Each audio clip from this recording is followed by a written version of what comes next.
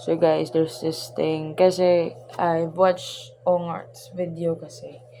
And if you already know me, well, you don't.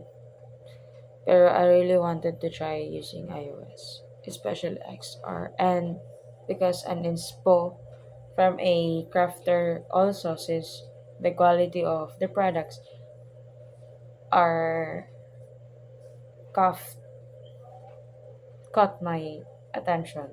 So I maybe want to try, pero though hindi pa abot sa hindi pa rin siya abot sa budget. So what I did was I pay attention practically, since my old phone, my previous phone, though hindi naman siya sira, yet lag masyado. So I've decided to buy something na mas malaki yung storage capacity. So this, you came to my life just as I expected. Not so, pero I was expecting for me to buy mga weeks before ko nag-buy of phone. I was expecting to buy an iPhone, especially XR.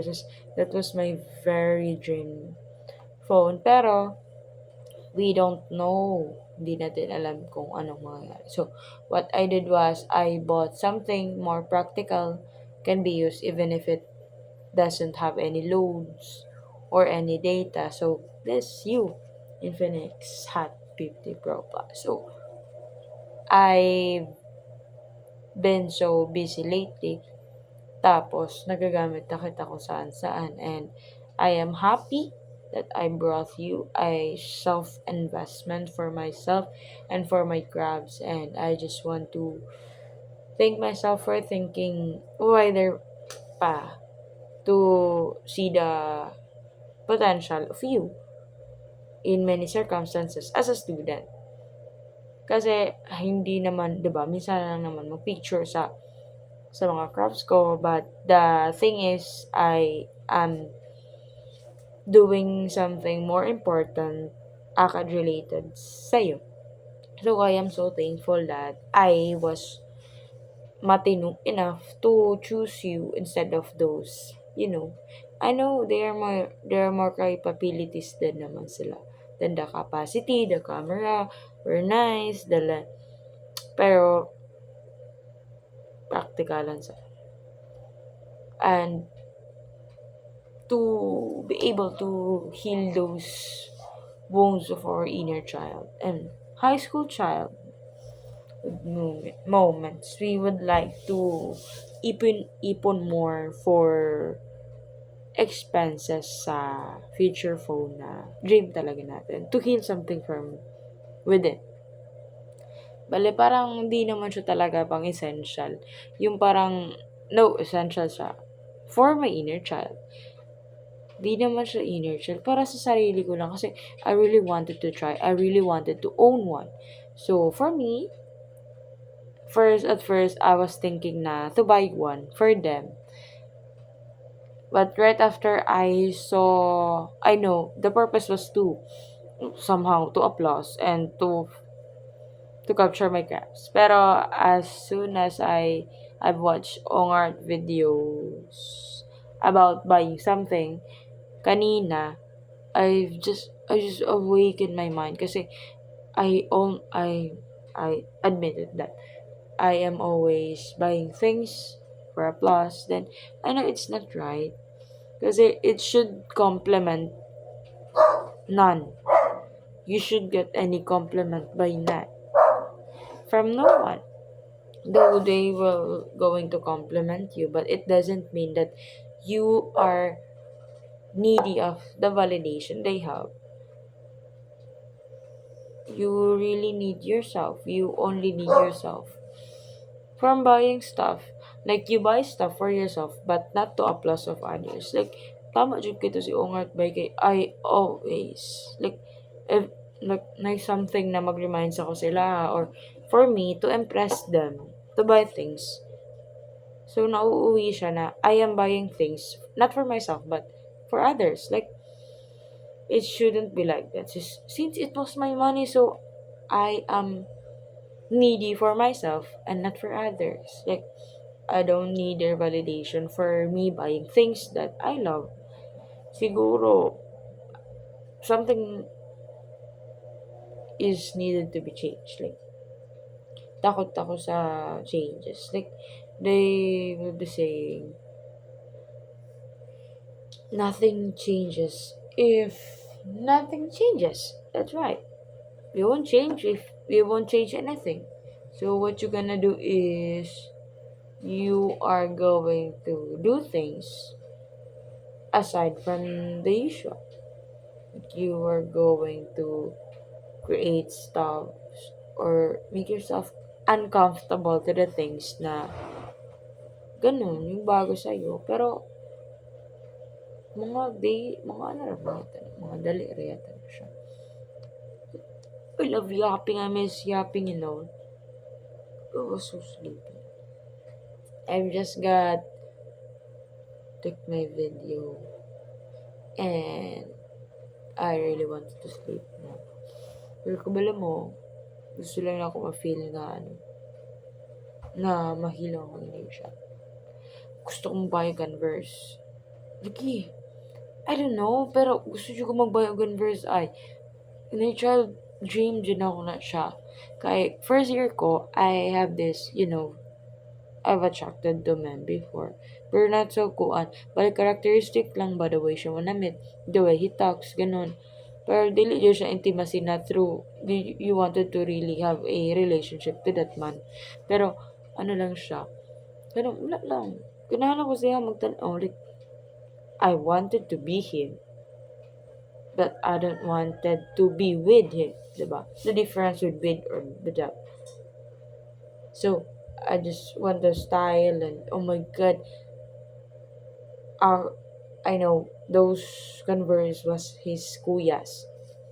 Kasi I've seen bunch of his shoes puro Converse. Then,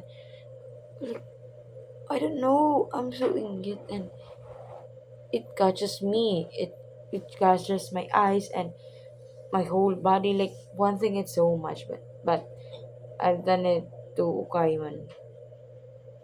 I've been in Ukay searching for some goods, ganun, mga ato. Pero I've seen none kasi dili ko kabalo mahukay. Pero I'm improving. Kaya ko na I am improving, di ba? Pero, gusto ko mag-converse ay. Like, no, di ba, ano mo to si Ungart kaniha?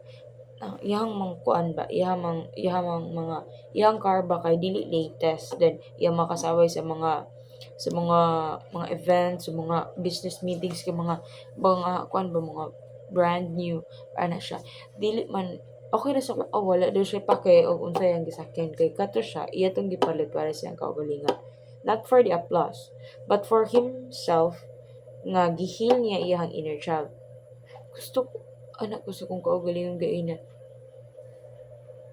Wala jud, pangit jud akong gibuhat kay I was buying something I am not capable of being happy kasi I was buying sort of things to applause, to receive validation from others.